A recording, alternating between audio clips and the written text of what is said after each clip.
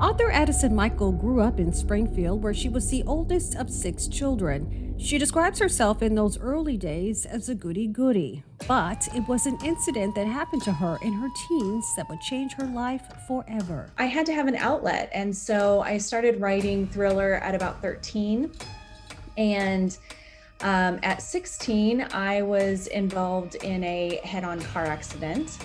And the driver of the other vehicle was killed. And it kind of changed me. Maybe it warped me a little bit. I'm not sure, but kind of have a little bit of a dark side, I think, as a result of all of that. She says she had survivor's guilt from the car crash. Reading and creative writing would become an outlet for her to deal with her feelings. I started reading things like Mary Higgins Clark around that time frame, and then later it would be John Saul and Dean Koontz and, all thriller writers. Michael would go on to attend Missouri State University, earning a degree in professional writing.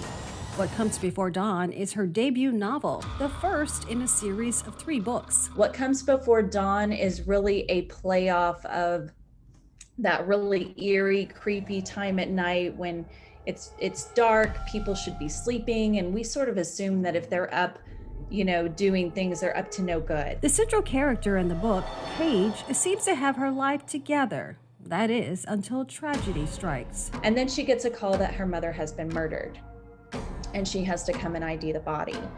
So at that point, she realizes nothing in her life is what she seems, and realizes that her boyfriend is not who he said he was. Her mom is not really who she said she was. And maybe to some degree, Paige isn't who she thought she was. Is there any nugget of truth to it at all? I mean, as cool as this story is, I wish I could say yes.